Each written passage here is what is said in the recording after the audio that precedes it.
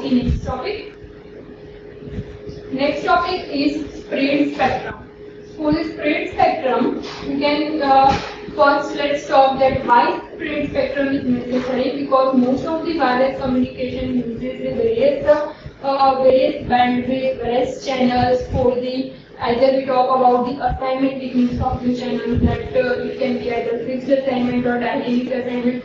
So for the wireless communication, it is necessary to utilize the particular band perfectly. Means if we waste any of the band, then it will degrade the system performance. So that's why the spread spectrum is necessary. Here for the spread spectrum, let's talk about various features of it. So it offers the capability of multiple access. We already discussed about the various multiple access techniques in unit number 4 that user can either classify the various multiple access techniques into the frequency division term, or either in the code division term, or either in the time division form. So according to the purpose of user, means if user wants to convert it in terms of time slot, then he should go for time division multiple access. If we want for the frequency band division, then you should use the frequency division multiple access. If you want the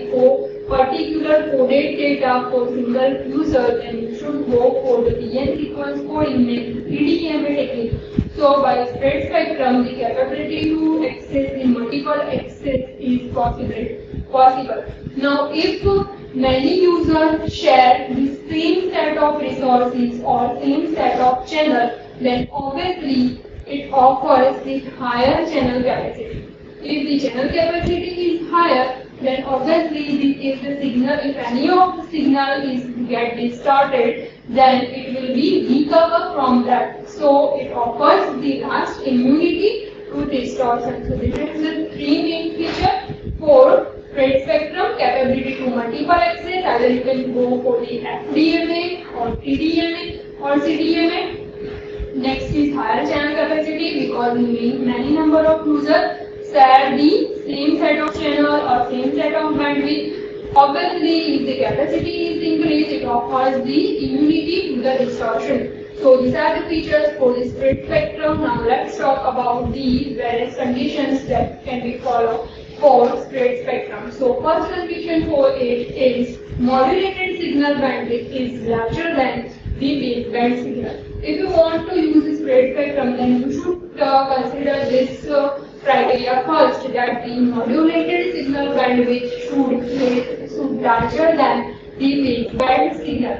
Next one is pseudo-random code can be used, because if you use the multiple access technique of CDMA, means code division multiple access, then in that case narrow bandwidth signal is multiplied with the large bandwidth signal, and then the code word is generated. Now this code word is called as pseudo-random code. So for the spread spectrum, it is necessary that this pseudo-random code should be used. The last is processing gain. Now processing gain is mainly considered for increasing the bandwidth of signal. So now for increasing the bandwidth of signal, if you want the equation for it, then it is given by the BSS divided by D. Means bandwidth of spread spectrum divided by the channel bandwidth. D means the channel bandwidth, and DSS, subscript SS, denotes the spread spectrum. So the processing gain mainly gives the spread spectrum bandwidth divided by the total bandwidth. Now let's talk about the spread spectrum model, that which structure should be followed for it. So first block for spread spectrum is channel encoder. Channel encoding technique, for this we have already discussed for GSM, that it will be further classified into different classes. So here also you can use the different classes for according to the sensitivity of error. So first block for the spread spectrum model is channel encoding. Then after channel encoding, it is given to the modulator, where CDMA is used. So you should consider the pseudo-random sequence for it, and after the pseudo-random sequence, one polynomial is generated and it is further given to the channel. After channel, again this block will be repeated. Means from modulator, it will be given to the demodulator. After demodulator, it will be given to the channel decoder. So here for the spread spectrum model, first is channel encoder, then modulator, then it will be channel demodulator and channel decoder. Here you should consider one thing that in place of modulator and demodulator, you should use the PN sequence.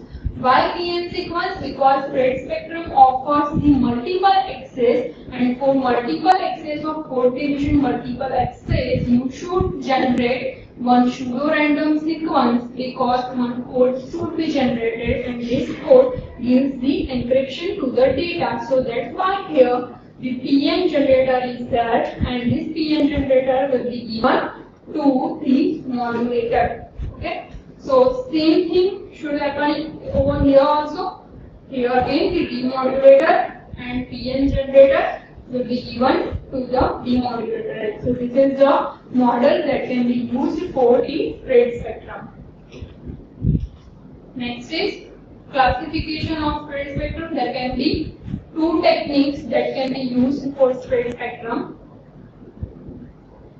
First technique that can be used is the DSSS, means direct sequence spread spectrum, and second technique is frequency hopping spread spectrum, FHSS and DSSS.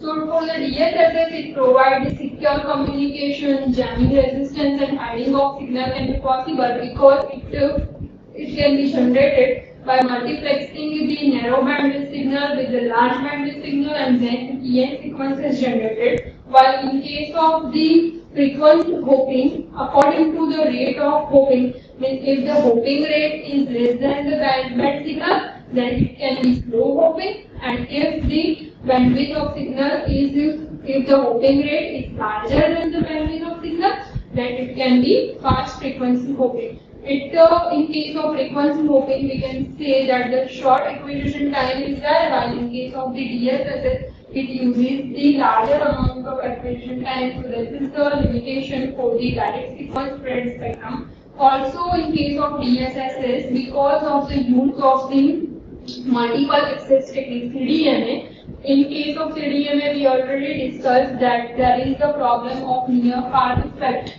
Near-far effect will be generated because of the unequal or unbalanced of power level. And because of that, here in the DSSS, you can see that there is also a problem of near-far effect that can occur in this. Now let's see the comparison for direct sequence spread spectrum and frequency hopping spread spectrum. So for the comparison for DSSS, here first point if you see, then in case of DSSS, you can note that PN sequence, in case of DSSS, PN sequence of large bandwidth is multiplexed with the narrow bandwidth signal. Means it is mixed with the large bandwidth signal, and then this code is generated. This code is called PN sequence. While if we talk about the FHSS system, then in case of FHSS, frequency hopping spread spectrum, data bits are transmitted in terms of frequency slots, while in case of DSSS, it is multiplexed with the narrow bandwidth signal. So here, if we talk about the distance effect of the direct sequence spread spectrum, then it is relative with the distance. The distance effect, the direct sequence spread spectrum, while in case of the frequency hopping spread spectrum, distance effect is less. If we talk about the acquisition time, then in case of DSSS, the long acquisition time is required, while in case of FHSS, the short acquisition time is there. Over complete bandwidth, the signal is spread in case of DSSS, while in case of the FHSS, the data bits are transmitted in terms of frequency slots, and that's why small frequency slot is spread in case of FHSS.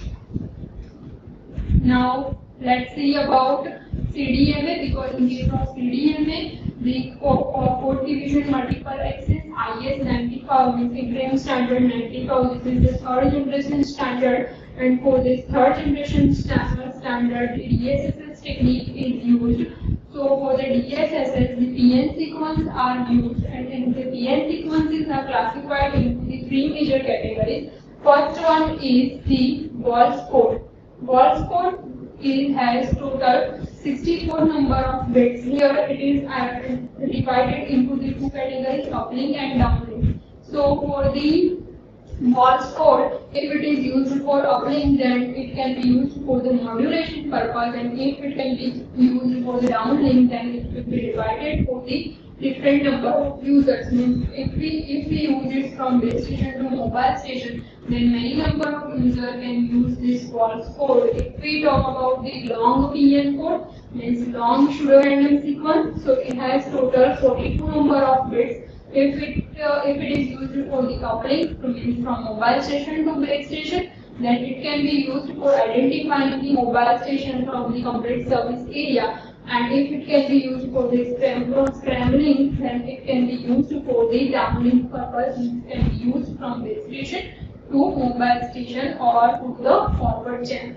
The third type of PN sequence that can be used for code division multiple access is short PN sequence or short pseudo random code. It has total 16 number of bits.